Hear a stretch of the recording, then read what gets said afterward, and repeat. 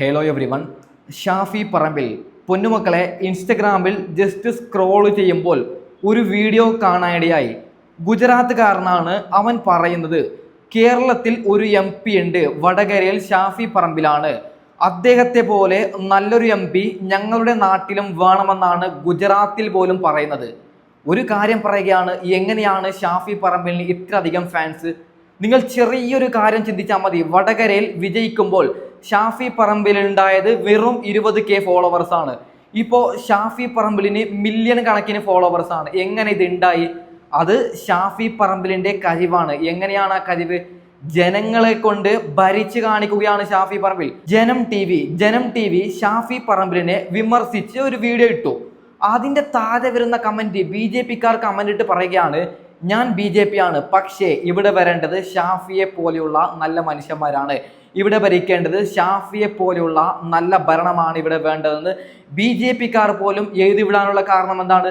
അത് ഷാഫി പറമ്പിലിന്റെ ഭരണമാണ്. ഓക്കെ, ഞാനൊരു വീഡിയോ ആദ്യം പ്ലേ ചെയ്യാം, അതിനുശേഷം ഷാഫി പറമ്പിലിനെ കുറിച്ച് നമുക്ക് വിശദമായി ചർച്ച ചെയ്യാം. Okay, Ma'am, I rise today to address a pressing concern that strikes at the heart of our democracy, freedom of expression. Ma'am, the recent attacks on the Malayalam film L2 Emburan, starred by the legend of Indian film Mohanlal and directed by none other than Prithviraj Sukumaran, written by one and only Murali Gopi, by the members of Sangh Parivar, BJP leaders and even a central minister, expose a dangerous trend of intolerance that we cannot ignore. Ma'am, who decide what is acceptable expression? If we allow mob sentiment or political agendas to dictate art, we risk losing our cultural soul. Their families are attacked. An actor like Mohanlal is forced to write an apology, ma'am. So we cannot accept this. The freedom of expression must be upheld. I ask this house to reaffirm our commitment to free speech. Let Emburan be a wake-up call, not a warning suppression, but a testament to resilience, ma'am. പൊന്നുമക്കളെ, പഴയ video ആണ്. അതായത് എമ്പുരാൻ വിഷയത്തിൽ ഷാഫി പറമ്പിൽ പാർലമെന്റിൽ പൊട്ടിത്തെറിക്കുകയാണ്. ഇത് കണ്ടാണ് ഗുജറാത്തിലടക്കം Shafi പറമ്പിലിന് fans ആയത്.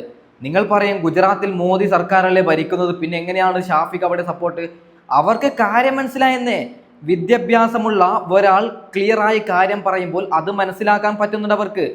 ഒരു ചെറിയൊരു എക്സാമ്പിൾ പറയുകയാണ്. നിലവിൽ നമ്മുടെ നാട്ടിൽ ജാതി പറഞ്ഞുകൊണ്ട് മതം പറഞ്ഞുകൊണ്ട് തമ്മിൽ തല്ലി ചാവുകയാണ്. ഓക്കെ, അവിടെയാണ് ഷാഫി പറമ്പിൽ ഇറങ്ങി വരുന്നത്. ഒരു എക്സാമ്പിൾ പറയുകയാണ്, ഓണം വരുമ്പോഴും ക്രിസ്മസ് വരുമ്പോഴും പെരുന്നാൾ വരുമ്പോഴും വിഷു വരുമ്പോഴും ഷാഫി പറമ്പിൽ അത് ആചരിക്കും. കാരണം എന്താണ്? അദ്ദേഹത്തിന് ജാതിയില്ല, മതമില്ല, ഒന്നുമില്ല. അദ്ദേഹത്തിനുള്ളത് ഒരേ മതമാണ്, അത് മനുഷ്യമതം. അതിനങ്ങനെ ഒരു പേരിടണം, മനുഷ്യമതം. ഓക്കെ, നമുക്ക് ഷാഫി പറമ്പിൽ വിഷു ദിനത്തെ കുറിച്ച് പറയുന്ന കാര്യം നമുക്കൊന്ന് കേട്ടു നോക്കാം. ഓക്കെ, പ്രിയപ്പെട്ടവർക്ക് എല്ലാവർക്കും ഹൃദയം നിറഞ്ഞ വിഷുവിന്റെ സ്നേഹാശംസകൾ ഞാൻ നേരുകയാണ്. കൂടെയുള്ളവരുടെ ജീവിതത്തിൽ അവരുടെ കണ്ണിന് ആനന്ദമേകുന്ന കണിയായി നമുക്ക് ഓരോരുത്തർക്കും പരസ്പരം മാറാൻ കഴിയട്ടെ. ഒരിക്കൽ കൂടി എല്ലാവർക്കും വിഷുവിന്റെ സ്നേഹാശം. നോക്കൂ, ഇതാണ് കുറെ ജനം TV-യിലൊക്കെ പറയുന്നത് ഷാഫി പറമ്പില് മുസ്ലിമാണ്, അദ്ദേഹം മുസ്ലിം ആയത് കൊണ്ട് ഡേഞ്ചർ ആണ്, തീവ്രവാദിയാണ്, ഇങ്ങനെയൊക്കെയാണ് അതായത് മതം എന്ന് പറഞ്ഞ ചില ആൾക്കാർ പറയുന്നത്. നോക്കൂ, ഇതാണ് ഷാഫി പറമ്പിൽ. ഇപ്പോൾ മതം അങ്ങനെ പറയുന്നവർ ഒരിക്കലും വിഷു വരുമ്പോൾ, ഇദ്ദേഹം ഒരു മുസ്ലിം അല്ലേ, അപ്പോൾ ഇദ്ദേഹം ഒരു മുസ്ലിമായ ഇദ്ദേഹം വിഷു ദിനത്തെ കുറിച്ച് ഇങ്ങനെ പറയോ? മതം എന്ന് പറഞ്ഞ് നടക്കുന്നവരാണെങ്കിൽ നോക്കൂ, കേരളത്തിൽ ഇന്ന് വരെ ഇത്രയും നല്ലൊരു MP വന്നിട്ടുണ്ടോ? വടകരയിൽ നിന്നല്ല, എവിടെയെങ്കിലും എന്തെങ്കിലും ഒരു പ്രശ്നം സംഭവിച്ചാൽ ആദ്യം ഓടിയെത്തുന്നത് ആരാണ്? ഷാഫി പറമ്പിലല്ലേ. നല്ല രീതിയിൽ മഴ വന്നിട്ട് കേരളത്തിലുള്ള റോഡുകളെല്ലാം തകർന്ന് തരിപ്പണമായപ്പോൾ ആരാണ് ആദ്യം വന്നത്? ഷാഫി പറമ്പിലല്ലേ. നമ്മുടെ മുഖ്യമന്ത്രിയോട് നമ്മൾ ചോദിച്ചപ്പോൾ എന്താണ് പറഞ്ഞത്? അത് എൻ്റെ പണിയല്ല, കേന്ദ്രത്തിന്റെ പണിയാണെന്നാണ്. കേന്ദ്രത്തോട് ചോദിച്ചപ്പോൾ എന്താണ് പറഞ്ഞത്? റോഡ് ശരിയാക്കുന്നത് എൻ്റെ പണിയല്ല, മുഖ്യമന്ത്രിയുടെ പണിയാണെന്നാണ്. ഷാഫി പറമ്പിൽ എന്താണ് പറഞ്ഞത്? നിങ്ങൾ ആരുടെ പണിയെന്ന് നോക്കണ്ട, ഇപ്പോൾ കേരളത്തിലാണ് ഈ ഒരു പ്രശ്നം സംഭവിച്ചത്, അപ്പോൾ കേരളത്തിന്റെ മുഖ്യമന്ത്രിക്കാണ് ഈ പണിയെടുത്ത് ശരിയാക്കേണ്ട ഒരു അവകാശം എന്ന് ജനങ്ങൾക്കൊപ്പം നിന്ന് ഷാഫി പറമ്പിലാണ് പറഞ്ഞത്. അതുകൊണ്ടാണ് ഷാഫി പറമ്പിൽ ഞാൻ ഇങ്ങനെ പൊക്കി പറഞ്ഞത്. പിന്നെ ഒരു കാര്യം കൂടി പറയുകയാണ്, ചിലർ പറയുന്നു ഷാഫി പറമ്പിൽ വിഷു ദിനത്തിനും ദീപാവലിയും ക്രിസ്മസ് ദിനത്തെ അഭിനന്ദിക്കുന്നത് വോട്ടിന് വേണ്ടിയെന്ന്. മുസ്ലിമിന്റെ റബ്ബിൽ അവൽ വരുമ്പോഴും മുസ്ലിംസിന്റെ പെരുന്നാൾ വരുമ്പോഴും ഷാഫി പറമ്പിൽ ഒന്നും പറയുന്നില്ലെന്നാണ് ചിലർ പറയുന്നത്. അവർക്ക് വേണ്ടി പെരുന്നാൾ ദിവസം ഷാഫി പറമ്പിൽ പറഞ്ഞ ചില വാക്കുകൾ ഞാനൊന്ന് കേൾപ്പിച്ചു തരാം. ഓക്കെ, പ്രിയപ്പെട്ടവർക്ക് എല്ലാവർക്കും പെരുന്നാൾ ആശംസകൾ. പതിവ് പോലെ ഞാൻ തറവാട്ടിലുള്ളത്. ഉപ്പയും ഉമ്മയും കുടുംബവും കുഞ്ഞിപ്പാരും കുഞ്ഞുമാരും കുട്ടികളും പേരക്കുട്ടികളും എല്ലാവരും വന്നിട്ടുണ്ട്. നിങ്ങൾക്ക് എല്ലാവരും നിങ്ങളുടെ എല്ലാവരുടെയും പെരുന്നാൾ പരമാവധി കൂടിച്ചേർന്ന് തന്നെ ആയിരിക്കും എന്ന് പ്രതീക്ഷിക്കുന്നു. പ്രവാസ ലോകത്ത് എത്താൻ പറ്റാതെ പോയ സഹോദരങ്ങൾക്ക് ദൂരെയാണെങ്കിലും മാനസികമായിട്ട് അവരുടെ സ്നേഹബന്ധത്തിന്റെ പേരിൽ ഹൃദയം നിറഞ്ഞ ആശംസകൾ പരസ്പരം കൈമാറിയിട്ടുണ്ടാവുമെന്ന് വിചാരിക്കുന്നു. വടകരയിലെ എല്ലാവരോടും പ്രത്യേകം പെരുന്നാൾ ആശംസകൾ. കഴിഞ്ഞ തെരഞ്ഞെടുപ്പ് കാലത്ത് പെരുന്നാൾ നിങ്ങൾക്ക് എല്ലാവർക്കും അറിയാം വാശിയേറിയ ഒരു പോരാട്ടത്തിന്റെ നാളായിരുന്നു. വിടാതെ കാത്ത നിങ്ങൾക്ക് ഓരോരുത്തർക്കും ഒരിക്കൽ കൂടി പെരുന്നാൾ ആശംസകൾ നേരുന്നു. ഒപ്പം പാലക്കാട്ടെ പ്രിയപ്പെട്ട എല്ലാവർക്കും പെരുന്നാൾ ആശംസകൾ നേരുകയാണ്. മാത്രമല്ല ഈ വീഡിയോ കാണുന്ന എല്ലാവർക്കും ഹൃദയം നിറഞ്ഞ സ്നേഹം നിറഞ്ഞ സമാധാനത്തിന്റെയും സ്നേഹത്തിന്റെയും പെരുന്നാൾ ആശംസകൾ ഒരിക്കൽ കൂടി നൽകുന്നു. ഈദ് മുബാറക്.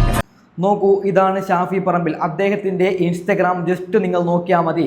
അവിടെ പെരുന്നാൾ വരുമ്പോഴും ക്രിസ്മസ് വരുമ്പോഴും പിന്നീട് വിഷു വരുമ്പോഴും എല്ലാത്തിനും ഷാഫി പറമ്പിൽ വിഷു ചെയ്യലുണ്ട്, എല്ലാം ആഘോഷിക്കലുണ്ട് ഷാഫി പറമ്പിൽ. അതാണ് നീതിമാനായ ഭരണാധികാരി.